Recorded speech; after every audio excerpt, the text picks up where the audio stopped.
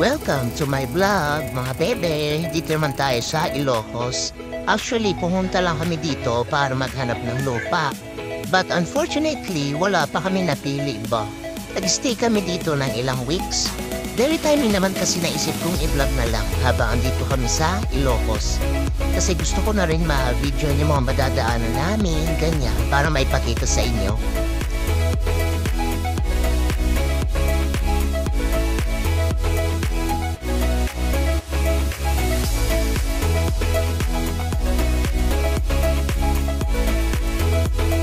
Sumilip na rin kami dito, malapit sa beach kasi nga, yun nga, nagkakanbas kami ng lupa.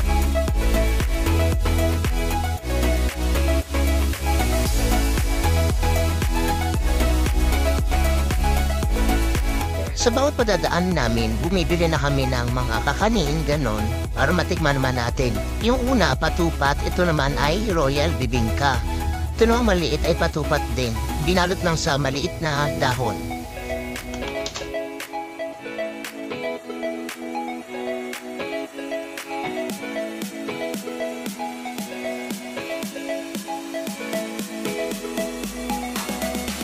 So ayan na, andito na tayo sa Pagudpod guys.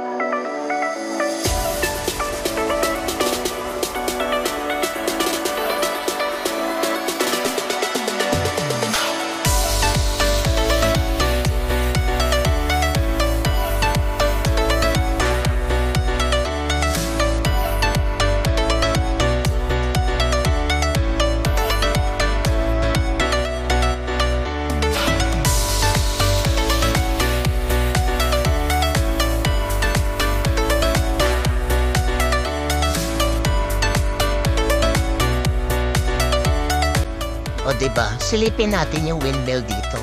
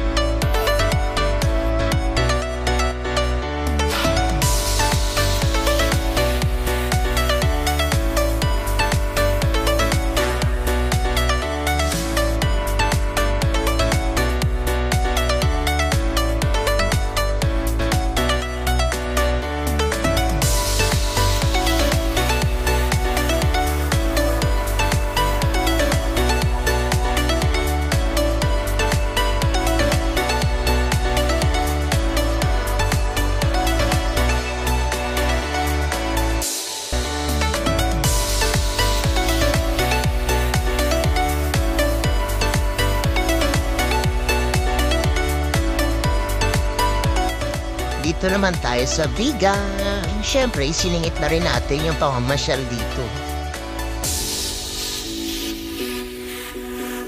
Masarap lang dito mag-shopping eh. Ang daming iba't ibang mga anik-anik.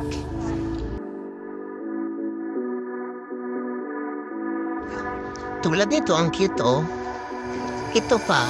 Paganda ng mga bayong, kulay pa lang pak na pak. Tara, pasok tayo sa loob. Tingnan din natin dito sa loob.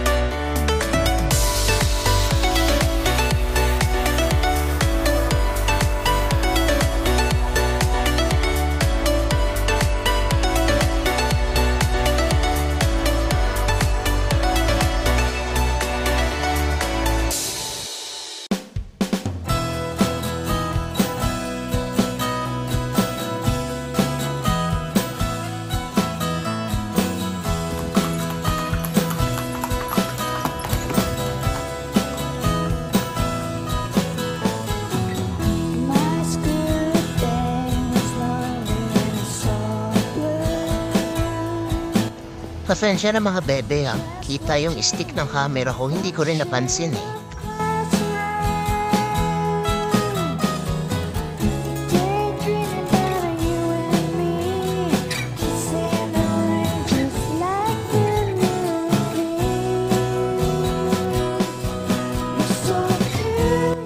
Tikman naman natin yung avocado shake na sinasabi nila na sikat na sikat dito sa Bigan. Sabi kasi nila masarap daw to.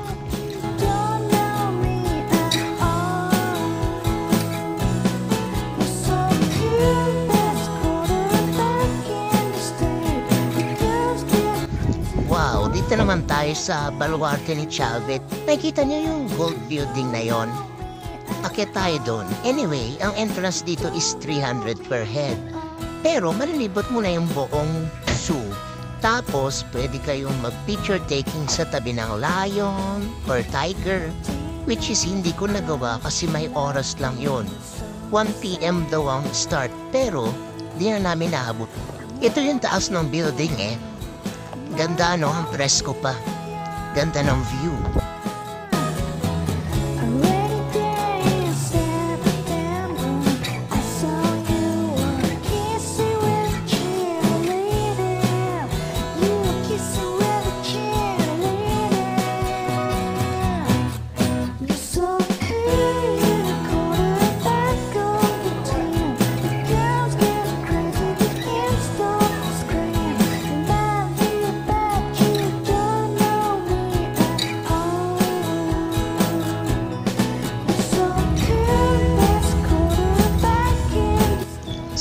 Marami pang mga animal dyan. Ay animals pala. Hindi ko na kinuha ng lahat, mga bete.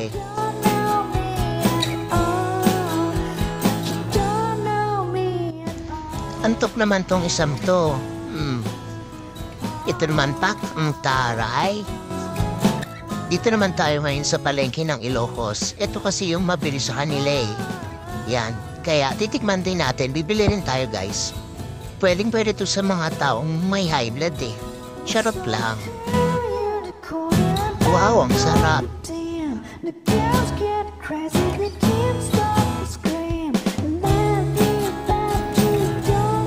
Tapos, magmuni-muni naman tayo dito.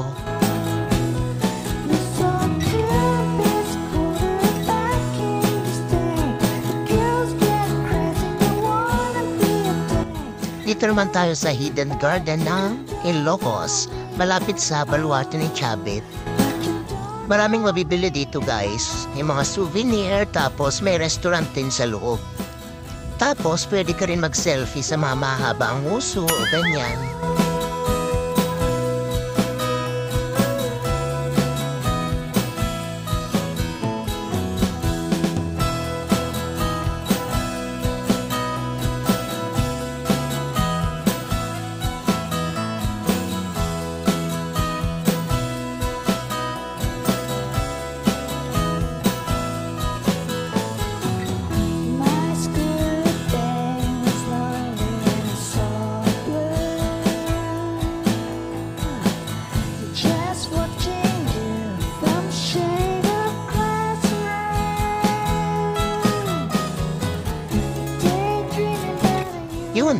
haba ng muso.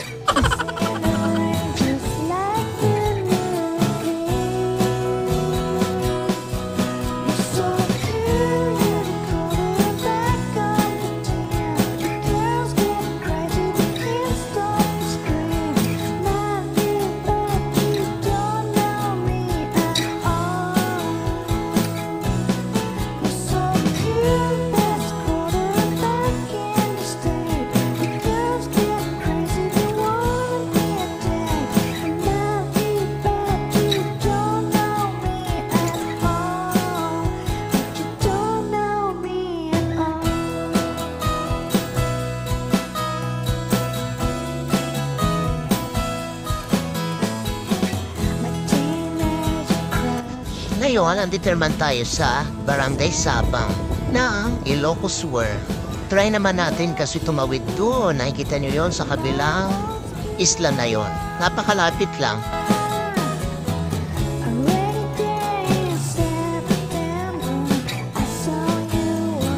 Papunta na kami sa kabilang isla. Kala mong layo, no? Pero 5 minutes lang pala ang layo. Feel na feel ko pa naman mag-video dito. Dapat pala nagsagwan ka na lang hanggang dito no? Hindi na pina-under yung motor.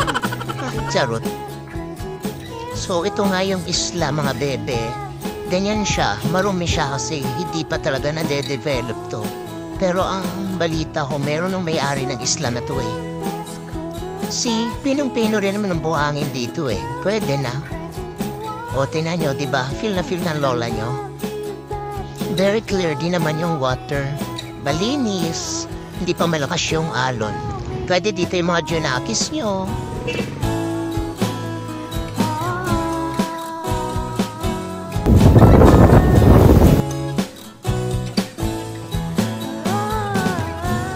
Yan, pauwi na tayo guys.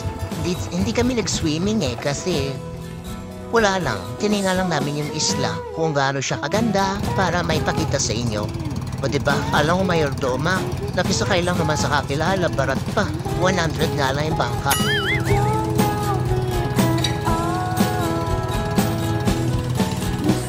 O diba, feeling mayordoma talaga, pakapi-kapi lang, tagalinis lang naman yan ng CR. Uy, linis ka nga doon ng CR.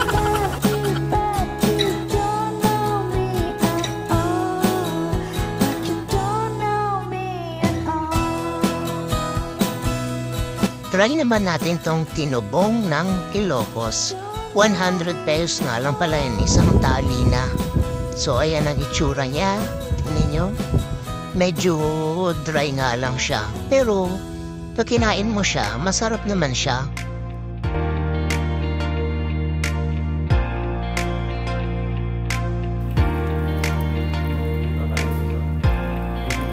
Pumunta rin kami dito sa La Virgen Milagrosa, Baduk.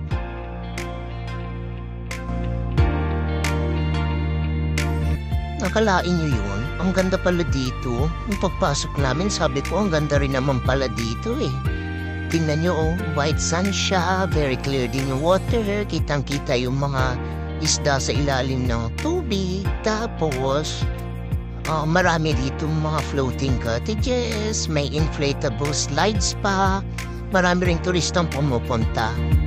Yun nga lang, ang floating cottage dito is 700, 5 hours lang yun. O diba, ang mura, mahal pala. May pakonsuelo naman, good for 10 packs yun. O, tsaka maganda naman guys, sulit naman dito, hindi kayo magsisisi na pumunta kayo dito, promise. Tingnan nyo yung tubig. Diba ang linaw? Kitang-kita pa nga yung buhangin sa ilalim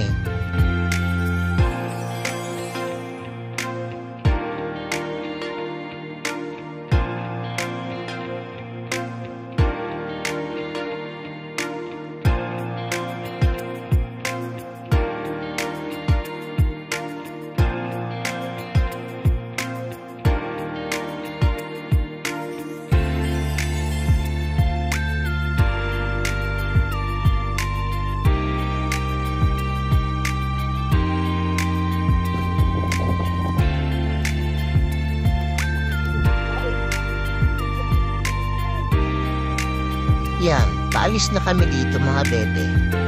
Wala lang, hindi na naman kami naligo ganun lang.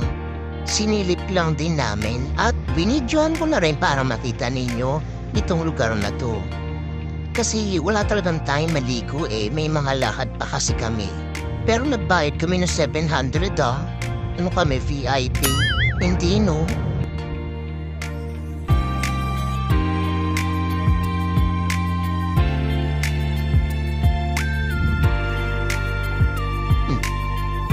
Bili tayo ulit nito kasi pauwi na kami mga bebe sa Rizal. Pabalik na kami.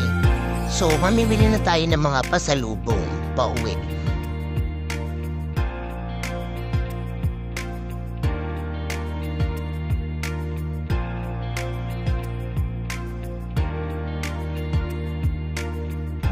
Thank you mga bebe ha. Thanks for watching. I hope you like our video.